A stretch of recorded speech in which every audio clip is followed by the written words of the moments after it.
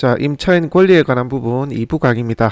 강의가 길어서 1, 2부로 좀 나눠서 좀 설명을 드려보도록 하겠습니다. 자, 앞번 시간에 설명드렸던 것은 말소기준 권리 중심으로 해서 대항력이 있는 임차인, 없는 임차인 구분을 하는 방법, 그리고 인수하는 권리 등등에 대해서 설명을 좀 드렸습니다. 자, 오늘은 몇 가지 예시를 좀 들어가지고요. 만약에 임차인이 전입 날짜 확정일자, 그 날짜도 말소기준 권리보다 빠르고 배당 요구 종기일 이내에 배당 요구도 했다는 거죠. 그렇게 법원에서 정상적으로 낙찰자가 잔금낸 금액을 가지고 배당을 받는다라고 가정을 했을 때 몇 가지 사항에 대해서 예를 들어 가지고 진행 상황에 대해서 한번 보여드리도록 하겠습니다. 자, 확정일자 및 배당 요구를 정상적으로 해서 낙찰자가 잔금까지 낸 이 돈을 법원에서 정상적으로 대항력 있는 선순위 임차인의 보증금을 모두 이제 돌려주면 해피하죠. 그러면 대항력이 있다 하더라도 실제 내가 떠안을 권리는 없고 정상적으로 인도를 받을 수 있는 그런 상황이 됩니다.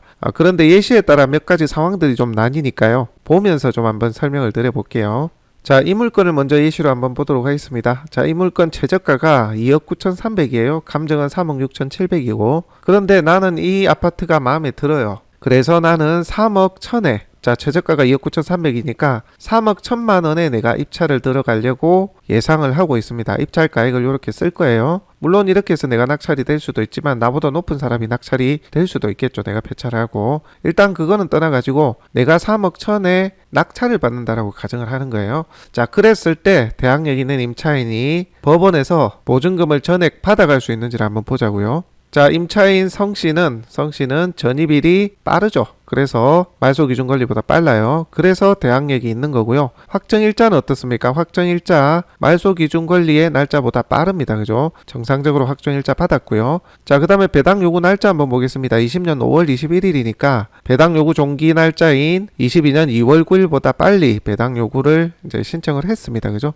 자, 이 세 가지 요건을 갖췄어요. 그러면 법원에서는 이 선순위 임차인에게 먼저 배당을 좀 해주겠죠. 그죠? 자, 그렇다면 내가 아까 3억 1,000에 낙찰을 받는다라고 가정을 했잖아요. 그러면 이 임차인의 보증금은 얼마예요? 2억 6천. 법원에서 우선적으로 돌려준다라고 가정하면 다 돌려줄 수가 있겠네요. 그죠? 자, 이러면 해피합니다. 자, 이분도 법원에서 보증금을 다 받아가니까 아주 해피합니다. 또한 여러분들이 이제 낙찰자인데 이분이 임차 보증금을 받아갈 때는 낙찰자 여러분들의 명도 확인서도 필요하거든요. 그래서 이분은 이분대로 돈 다 받아 나가고 여러분들은 돈 한 푼 안 들이고 낙찰자분은 깔끔하게 명도가 되는 물건이 되는 겁니다. 자, 이렇게만 봤을 때는 무조건 선순위 임차인이 있다고 해서 대항력 있는 임차인이 있다고 해서 그렇게 겁을 먹을 상황은 아닌 거죠. 그죠? 왜냐, 법원에서 돈을 다 받아가면 임차인은 더 이상 대항력을 주장하거나 내 돈을 더 내놔라 하지 않을 테니까. 그리고 깔끔하게 인도가 될 테니까. 그죠? 자, 이런 물건 같은 경우는 상당히 깔끔합니다.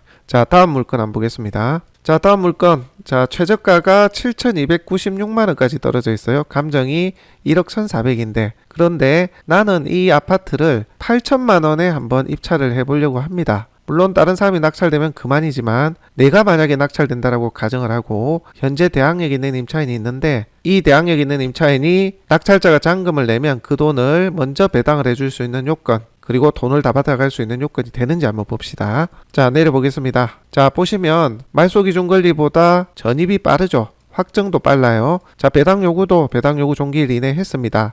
당연히 대항력이 있어요. 자, 근데 임차인 장씨는 보증금이 1억으로 돼 있습니다. 근데 아까 내가 얼마에 낙찰 받는다고 했죠? 8천만 원. 그렇죠? 자, 이렇게 되면 어떻게 돼요? 법원에서 돈 하나 안 빼가고 모든 금액을 다 임차인한테 먼저 내가 낙찰받고 잔돈 낸 그 금액을 그대로 보증금을 다 준다 하더라도 이 임차인 장씨는 얼마를 못 받아가요? 2천만 원은 못 받아가죠. 나는 보증금 1억을 걸었는데 법원에서 8천밖에 안 줘. 돈 없다고. 그럼 나는 2천을 못 받는 거예요. 그러면 이 2천만 원에 대해서 누가 책임져야 될까요? 낙찰자가 책임져야 될까요? 사실 뭐 책임질 이유는 없어요. 그런데 이 임차인은 현재 말소기준 권리보다 빠른 대항력을 가지고 있습니다. 정상적으로 계약서 썼다고 가정할게요. 자, 이렇게 대항력이 있으니까 내가 안 나가고 버틸 수가 있는 거죠. 2천만 원 다 줄 때까지. 누가 주든 상관없어요. 나는 2천만 원 받을 때까지 여기 점유하고 그냥 살고 있을래. 이럴 수가 있다는 거죠. 그게 대항력입니다. 대항력. 그러면 어떻게 해요? 채무자가 주면 좋겠죠. 근데 채무자가 주겠습니까? 안 주죠. 내가 답답하니까 결국 낙찰자가 2천만 원을 주고 이 임차인을 내보내는 겁니다. 아시겠죠? 자, 낙찰자가 낙찰을 받아서 잔금을 내고 나면 법원은 그 금액을 가지고 배당을 해준다. 그런데 임차인이 선순위, 가장 우선순위로 배당을 받을 요건이 된다면 우선적으로 법원은 이 임차인에게 보증금을 돌려준다. 그런데 낙찰받은 금액에 한해서 그리고 몇 가지 좀 더 경매 비용이라든지 당에서 몇 가지를 좀 빼가는 것도 있어요. 그건 잠시 뒤에 설명드리고 어찌됐건 기본적인 금액 조금 빼고는 다 이 사람한테 먼저 돌려줍니다. 그러면 이 임차인은 법원에서 배당해주는 비용이 금액이 내 보증금을 충족하지 못하면 대항력이 있기 때문에 남은 금액에 대해서 매수자에게 돈을 받음으로써 인도에 협조를 해줄 수가 있는 상황이라는 거죠. 그게 대항력입니다. 요거 법으로 쫓아낼 수가 없어요. 아시겠죠? 자, 그러므로 사실 나는 이 임차인이 얼마의 금액을 배당을 받아가는지도 내가 알아야 된다. 이해되시나요? 사실 이 사람이 돈 받는 거하고 나하고는 얼핏 보면 상관이 없는 것 같기도 해요. 나는 잔금 다 냈고 인도를 받아서 내가 살면 되는데 이 선순위 임차인이 얼마를 받아가는 거하고 나하고 크게 뭐 상관이 있나? 이런 생각이 들 거란 말이죠.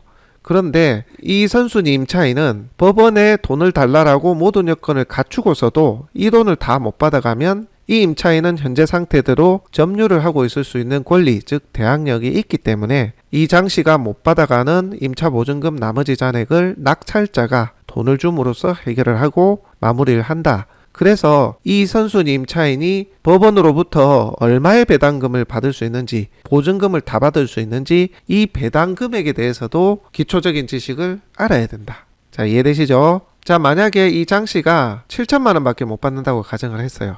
법원에서 배당받는 금액이 7천이에요. 그러면 내가 이 부동산에 대해서 입찰 가액을 산정을 할 때 내가 8천만 원을 쓸 게 아니라 이 선순위 임차인의 보증금 1억 중에 법원의 배당을 받고서도 못 받아가는 이 3천만 원을 낙찰자가 물어준다라고 계산을 하고 입찰 가액을 산정을 해야 된다. 자, 만약 입찰 가액을 8천으로 아까 제가 말씀드린 것처럼 8천으로 이렇게 결정을 했다.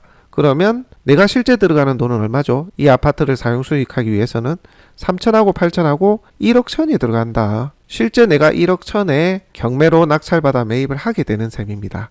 아시겠죠? 이렇듯 선순위 임차인은 법원에서 배당을 받아갈 수 있는 요건이 되는지 확인하고 요건이 된다면 얼마를 배당받아가는지 계산을 해서 본인의 보증금에서 미처 못 받아가는 잔액이 남아있다면 내가 인수하는 금액이 되고 그 금액까지 계산을 해서 혹은 예상을 해서 그 금액 감안 입찰을 하셔야 된다. 이렇게 말씀드립니다. 자, 그렇다면 만약에 이 장씨가 보증금이 1억인데 전입만 하고 확정을 안 했어. 혹은 전입만 하고 확정을 했는데 배당을 안 했어. 배당 요구를 안 한 거죠. 이 날짜에. 자, 전입을 함으로써 대항력은 생기나 말소기준 권리보다 빠르기 때문에 확정이든 배당이든 어느 한 가지 혹은 두 가지 다도 마찬가지고 어느 한 가지만 법원에서 배당을 받을 요건을 갖추지 못한다면 법원에서는 한 푼도 배당을 해주지 않습니다. 자, 이해되십니까? 일반적으로 저희가 올전세 보증금, 전세 보증금을 걸었을 때 제가 이제 예시를 들어서 말씀을 드리는 거예요.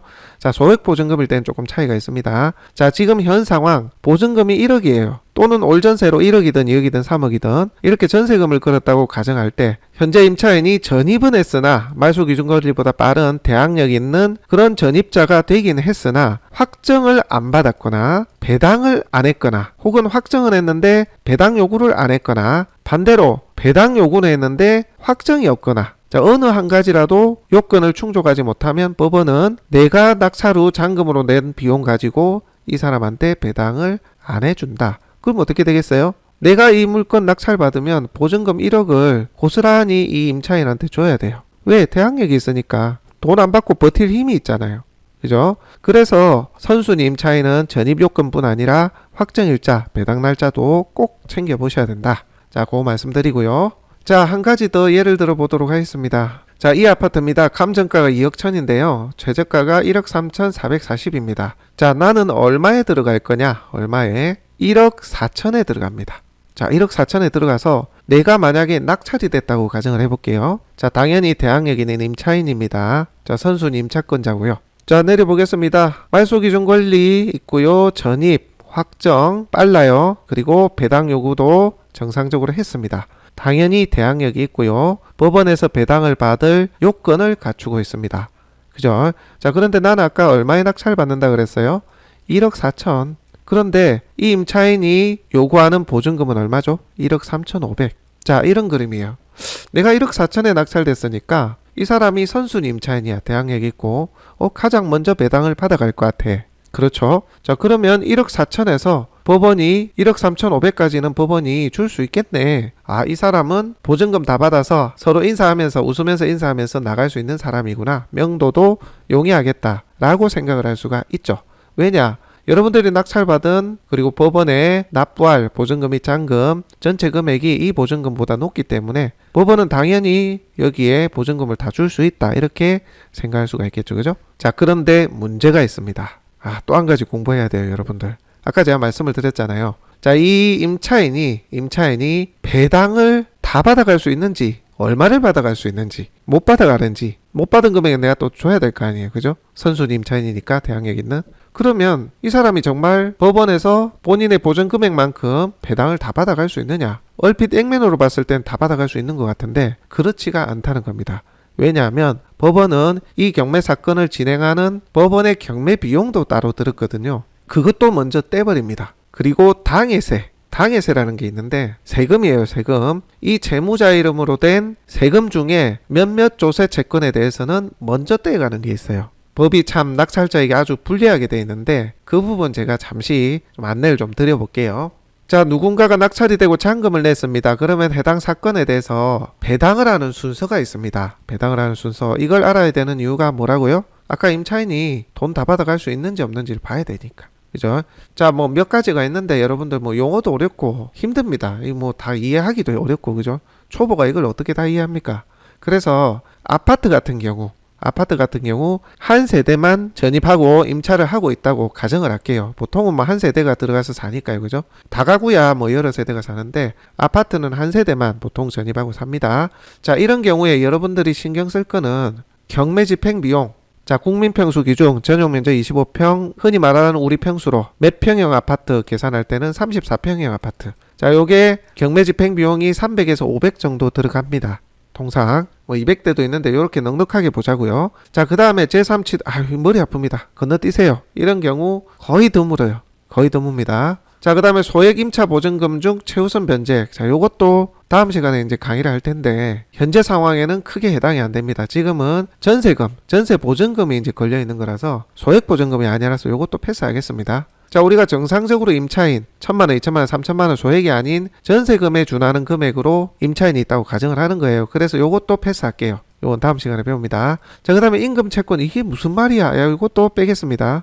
자, 그러면 당해세 있습니다. 당해세는 제가 말씀드릴 거고요. 그 다음에 이제 우선 변제권이에요. 이 우선 변제권이 뭐냐면 시간 순서대로 그렇게 배당을 해준다는 얘기죠. 날짜 순으로. 자, 그러면 현재 임차인인 안모씨 선순위 임차인입니다만은 본인이 몇 번째로 받아가느냐면 형식적으로는 6번째로 받아가요. 이 좀 황당할 얘기죠. 얼핏 보면. 왜냐하면 보면 등기에도 없고 뭐 아무것도 없어. 자, 등기부 현황에 보면 근저당이 2015년 12월인데 그 앞에 빠른 거는 나밖에 없어. 내가 전입 2014년에 했으니까. 그러니까 당연히 법원이 나한테 해당 부동산이 낙찰되고 잔금까지 낙찰자가 납부하게 되면 임차인 안씨한테 먼저 돈을 줘야지. 배당 줘야지. 그게 상식적으로 맞지 않나요? 그죠? 그런데 그게 아니라는 거죠.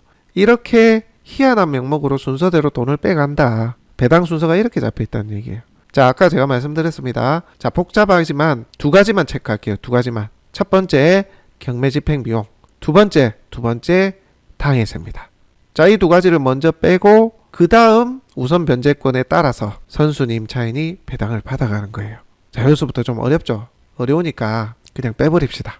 여기서는 빼도 됩니다. 전세금을 내고 임차하고 있는 분들 일반적으로. 자, 요것만 볼게요. 경매 비용 300입니다. 한 300, 500 요리 되는데 아파트 기준 뭐 34평의 아파트 기준 300, 500인데 한 400으로 잡아볼게요. 자, 그 다음에 당해세. 자, 이게 얼마일까요? 이거 알 수 있을까요? 현재 채무자, 그러니까 낙찰을 받고 내가 잔금을 냈으니까 이전 소유자가 되겠죠. 이전 이제 채무자는 분명히 세금을 안 낸 부분이 있어서 당해세가 부과될 수가 있습니다. 부과 안 될 수도 있고 부과될 수도 있는데 웬만해서는 조금이라도 붙는 게 일반적이에요. 재산세 같은 경우 과세가 되는 경우도 많거든요. 뭐 종부세도 있을 수 있겠죠. 자기 재산이 많은 경우. 그럼 당해세가 나와. 그런데 얼마인지도 모르는데 돈을 먼저 빼간대요. 이렇게 불합리한 게 있나? 그럼 낙찰자는 어떻게 해야 돼요? 이 금액이 얼마인지도 모르는데 알 수 없거든요. 법원에 물어볼 수가 없어요. 답 안 해줍니다. 내가 낙찰자가 되기 전까지는. 이해관계인만 재판 기록을 열람할 수 있거든요. 근데 내가 낙찰을 받기 전에는 어떤 이해관계인도 아닙니다. 이 해당 부동산 및 경매 사건에 대한 이해관계인이 아니라는 거죠. 근데 나는 입찰하려면 이 금액을 알아야 돼. 그래야 내가 입찰가를 산정을 하죠. 맞지 않습니까? 그죠? 지금 이 상황 같은 경우는 내가 1억 4천에 들어가려고 하는데 보증금이 1억 3,500이야. 근데 만약에 경매 비용이 400 이렇게 계산을 하면 딱 맞죠? 나는 1억 4천이니까 100만 원 남겠네요. 그죠? 그래서 내가 추가적으로 돈을 줄 건 없어. 근데 당해세가 있네? 그럼 이 당해세 얼만데? 물어봐도 법원에서는 안 알려줍니다. 이게 좀 제도가 개선이 돼야 된다고 저는 생각을 해요. 아마도 많은 이제 경매를 하시는 분들이 이것 때문에 어려움을 겪고 계시는 경우가 많아요. 들어가려도 들어가질 못하는 거죠. 얼마인지 알아야 들어갈 거 아닙니까? 만약에 재산세 종부세가 3천이면 어떻게 되겠어요? 3천만 원이면. 3천만 원을 고스란히 내가 인수해야 되잖아요. 낙찰자가. 왜? 그 돈을 먼저 세금으로 빼가 버리니까. 낙찰 잔금 낸 금액을 법원이 받아가지고 거기 먼저 줘버리니까. 그럼 여기 그만큼 보증금을 못 줄 거 아니에요. 먼저 빠진 금액만큼. 그러니까 내가 인수하는 금액이 되죠. 내가 그 돈만큼 더 줘야 되는 거죠. 더 줄 것까지 계산을 해서 입찰을 해야 된다는 거예요. 그러니까 이런 물건 같은 경우는 정말 애매한 거예요. 당해세, 재산세, 종부세 뭐 몇 가지가 있거든요. 뭐 상속세, 증여세, 지방세로는 뭐 재산세, 지방교육세, 뭐 공공시설, 도시계획 뭐 이런 거 있는데 저희도 배당을 많이 받아보거든요. NPL을 하다 보니까 저희가 채권자 입장이 많이 돼요. 대부분이 재산세예요. 재산세. 뭐 수도권이나 윗지방 같은 경우는 종부세가 있을 수도 있겠죠. 근데 개인은 뭐 종부세 나와도 재산이 많지 않은 이상 그렇게 많겠습니까? 그죠? 생각보다 많지 않은 경우가 있는데 또 모르는 거 아닙니까? 채무자의 당해세가 얼마인지는 누구도 장담할 수는 없어요. 사실. 그죠? 특히 법인 같은 경우는 뭐 종부세도 많아질 수도 있고 채무자가 법인인 경우에는 이걸 알 수가 없는 거예요. 이게 제일 문제다. 어떤 때 문제라고요? 선순위 임차인이 법원으로부터 배당을 받아갈 요건이 되는데 그 금액하고 내가 낙찰받아서 잔금 내는 그 입찰 가액하고 비슷비슷하거나 혹은 뭐 내가 더 작았을 때도 마찬가지예요. 기본적으로 안을 금액이 있을 거 아니에요. 법원에서 배당 못 받은 금액만큼. 그런데 내가 알지도 못하는 당해세, 재산세, 종부세 등등 이런 걸 먼저 배당을 해줘 버린다네. 이게 만약에 2천, 3천이 돼버리면 그 금액을 내가 고스란히 부담을 해야 된다. 자, 요거 여러분들 잘 알고 계셔야 돼요.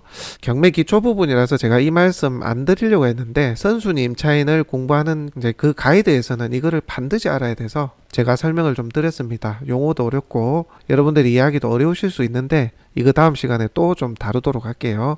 자, 이 정도로 이해를 좀 하시고 결론은 그거예요. 자, 여러분들이 입찰을 하고자 하는 금액하고 내가 1억 4천에 입찰하려고 한다고 했잖아요. 자, 그렇다면 선순위 임차인이고 전입배당 확정을 지어놓고 배당받을 요건을 갖춘 경우에라도 보증금액하고 여러분들이 낙찰받아 잔금 내는 그 입찰 금액하고 차이가 좀 나야지만 비교적 안전하다. 내가 안을 금액이 없을 수 있다. 이렇게 이해하셔야 됩니다. 자, 무슨 얘기냐면 현재 임차인 안씨가 전입배당 확정 요건을 갖춰가지고 법원으로부터 배당받을 요건을 갖췄어요. 근데 보증금이 1억 3,500이야. 그러면 이런 임차인이 있는 물건은 입찰할 금액이 내가 입찰 예상하는 금액이 얼마여야 되냐면 1억 7천, 1억 8천 이상 돼야지만 좀 안정권이다. 이렇게 볼 수가 있는 거예요. 그 말인즉슨 경매 집행 비용 3,400만 원 하고요. 재산세 종부세가 몇십이 나올 수도 있고 몇백이 나올 수도 있고 사실 저희 지방 같은 경우는 개인의 경우에는 몇백도 안 나와요. 100만 원이 안 나오는 경우도 많고요. 나와봐야 몇백이었어요. 근데 수도권 윗지방은 또 재산이 많이 있는 분들은 모르잖아요. 그죠? 그래서 넉넉 잡아 이 당해세가 나올 금액까지 어느 정도 예상을 해서 이 갭차가 있어야 된다는 겁니다. 내가 입찰 가액을 써서 잔금까지 내서 법원이 배당해 줄 금액하고 이 선순위 임차인이 받아갈 보증 금액하고 차이가 있어야지만 여러분들이 좀 안전하게 입찰을 하실 수 있다. 그 차이가 커야 당해세가 2천, 3천 나오더라도 먼저 배당을 받아가더라도 법원이 요 보증금을 다 배당 줄 수 있지 않겠습니까? 그죠? 그런 걸 계산을 하셔야 된다. 어떨 때? 선순위 임차인일 때, 대항력 있는 선순위 임차인일 때. 아시겠죠? 자, 그러면 이 당해세, 이 골치 아픈 당해세 이거 금액을 알 수 있는 방법은 진짜 없을까요? 내가 입찰하기 전에 방법이 있을까요? 있을 수도 있어요. 그런데 확인하기는 쉽지가 않다.